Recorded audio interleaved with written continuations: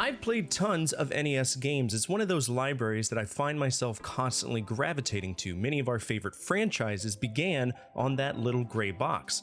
We've covered a few topics here. I've talked about manuals, music, artwork, difficulty, but there's one topic that I feel is slightly overlooked, and it's the first thing we hear when the game boots up, the title music. In many cases, the title music pumped us up and set the tone for what we were about to endure. So that's the topic of today's episode, my top 10 best NES title themes. Now I will say it is a massive pet peeve when people talk about music then proceed to talk over the music, so I'll let you know what I need to tell you about the game, and then I'll let the music do the talking. Let's begin.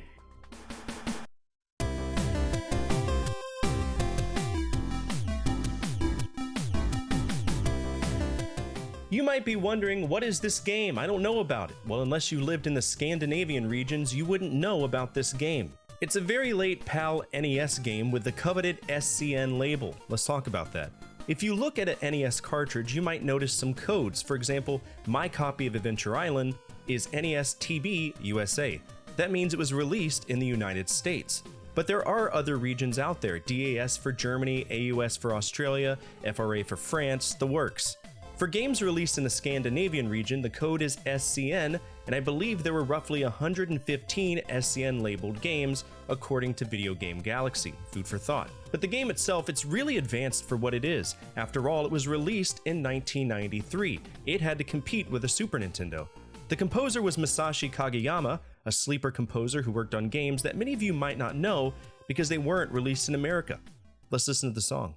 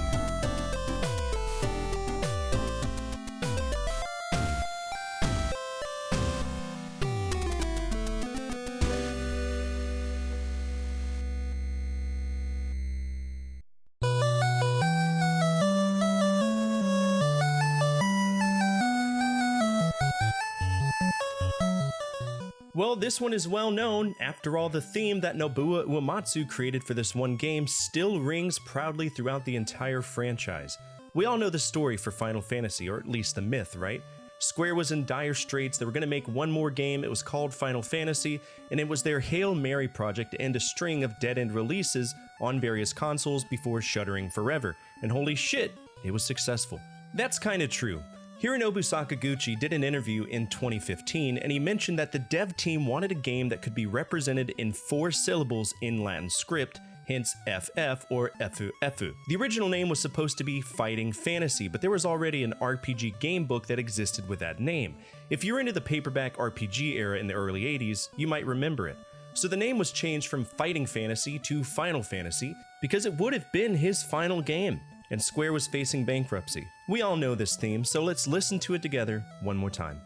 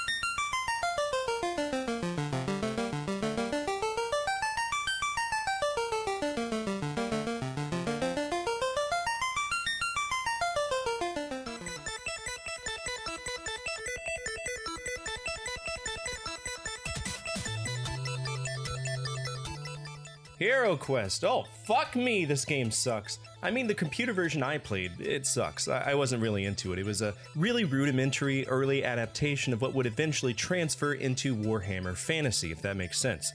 Now, that game was on tons of different computers of the era, but there was supposed to be a NES release. However, it was cancelled. But the powers that be discovered a prototype that kind of works, and because it kind of works, we can hear the music that would have been in the game.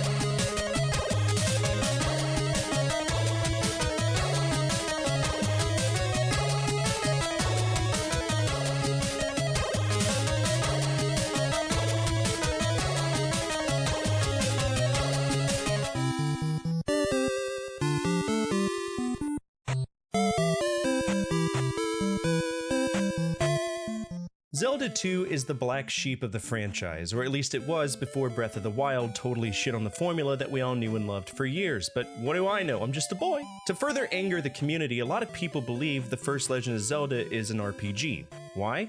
Because at some point Shigeru Miyamoto interpreted that to mean that you assume a role, right? While the first Legend of Zelda kind of had elements that would eventually become an action RPG, Zelda 2 was a true-to-form RPG to me.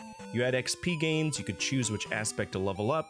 The only problem was, it was painfully boring to me. But I pushed through, I beat it, and now I never have to play it again. But the title theme, that's what I love the most about the game.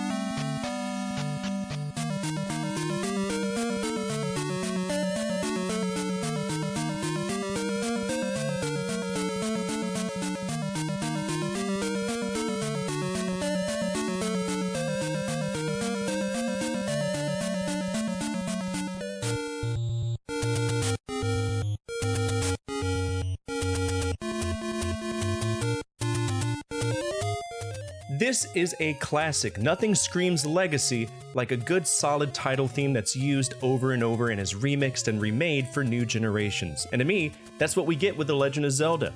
Much like Final Fantasy, it's a very rudimentary baseline iteration of what we know now. In fact, hearing it as chiptune, to me it's a comfort song. It takes me back to when life was easier, which as you all know is a major theme and purpose of what this channel is. We remember an easier time, and for 1 minute 20 seconds, that's what this is for me.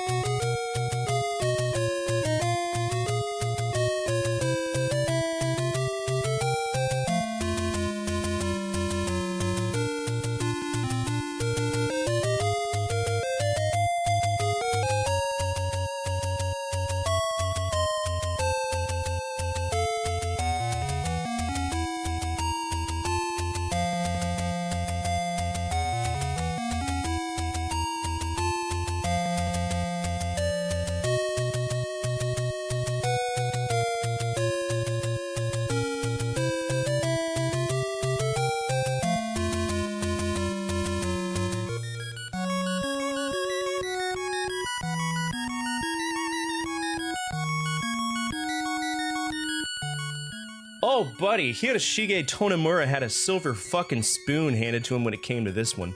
For anyone who is younger and might be checking out NES games, DuckTales started as a TV show from 1987 to 1990, and the title theme was composed by Jeff Picetto, who has tons of credits as a composer. Lots of Disney works like Darkwing Duck, Chippendale, and even movies, Dirty Love from License to Kill, Turn It Up from Honey, I Shrunk the Kids. The guy's been around, and he's damn good at what he does. The DuckTales theme was catchy, and like I mentioned earlier, Hiroshige Tonomura only had to convert it to the NES, and he did it well. DuckTales to me has some of the most memorable music on the NES. Well, kind of. It has one very memorable song, Moon, which if you ask anyone to mention the most influential song on the NES, there's a good chance that they'll mention that one. But we care about the title theme, so let's listen.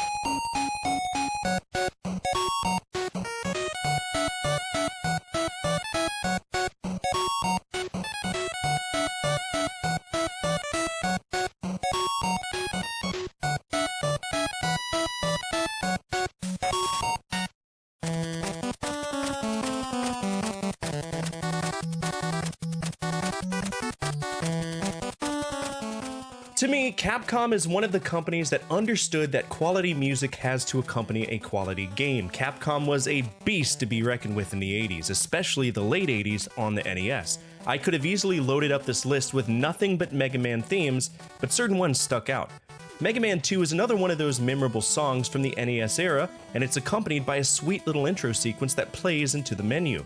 Fun fact though, Takashi Tateishi, the composer, only worked on one NES game. And you're looking at it right now, and it blows my mind that he didn't work on any of the other Mega Man games, or home ports of the games.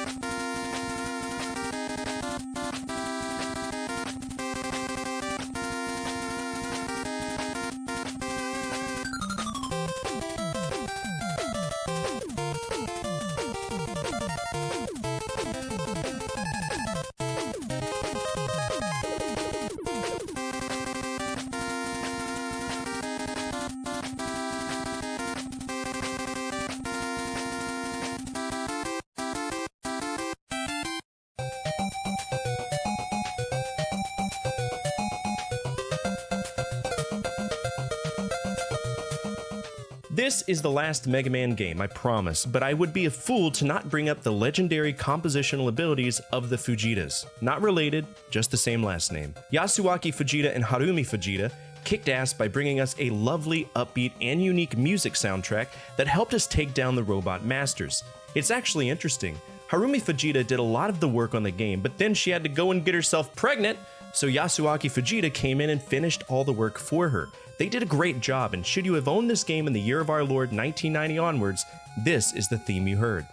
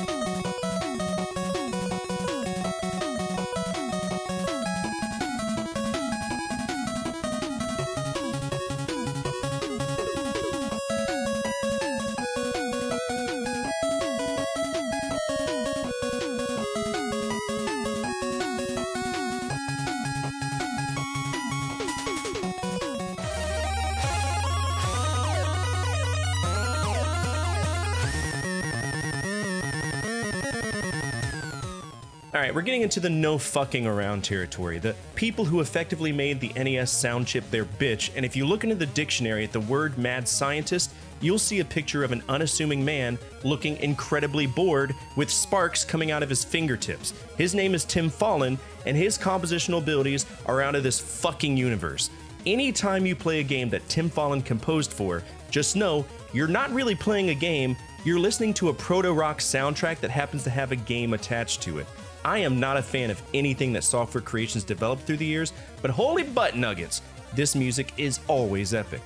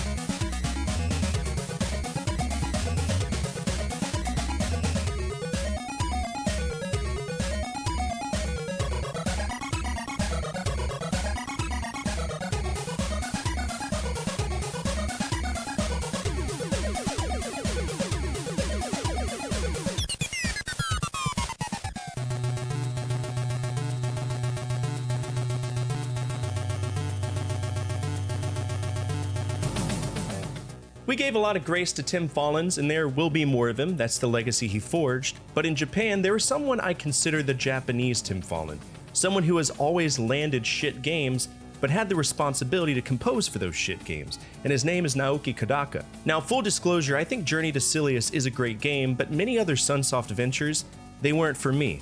I adore Fester's Quest, but it's still a rough game, and obviously I'm not a fan of Blaster Master because it's way too big, and I feel Infinite Continues would have made it the perfect game. Batman, well, Batman fucking rocks, but Journey to Silius, that's Sunsoft's Dark Souls. It's Sunsoft's Ghosts and Goblins. It's a hard game, but it's rewarding, and the intro track is a testament to just how epic this game is.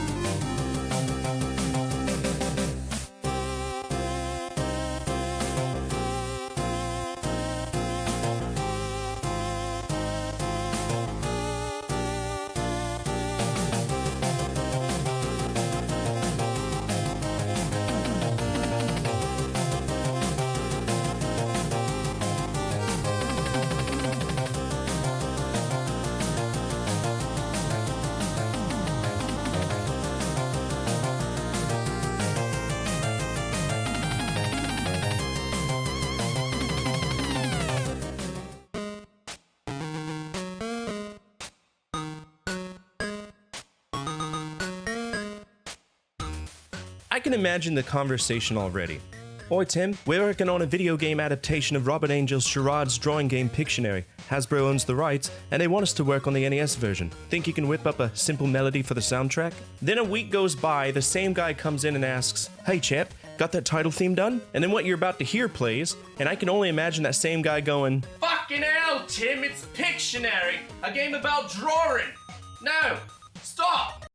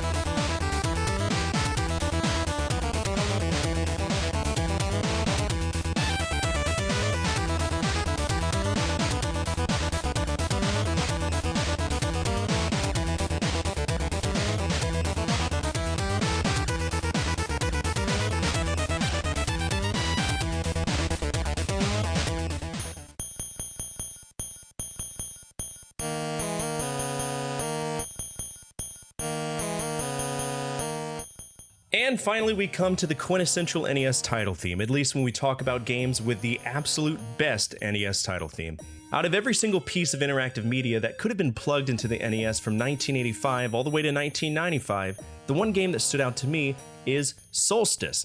And yes, you can already probably guess who the composer is. The polyrhythmic sorcerer of silicon, the divine manipulator of square waves, the clock cycle cosmic engineer of impossible soundscapes, Tim Follin.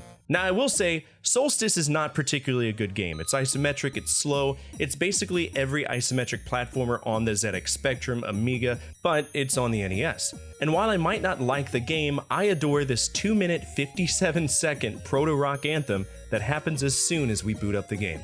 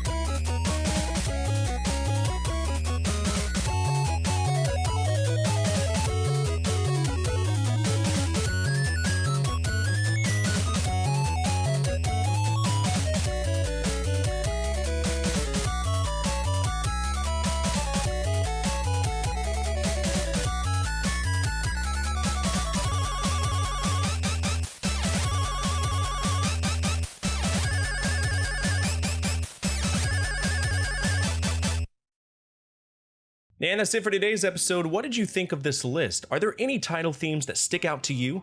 Feel free to let the community know down in the comments section below. Speaking of our community, if you made it to the end of this episode, you're already home with us. We're a gathering of video game enthusiasts that love to remember when life was just a little bit easier to live. And if you align with that, feel free to subscribe. Finally, the single most important thing you could do for me is to hit that thumbs up button, as it directly affects the visibility of the videos and the projects that I work on every single day. As always, from my family to your family, good energy, good vibes. Fortefyre out.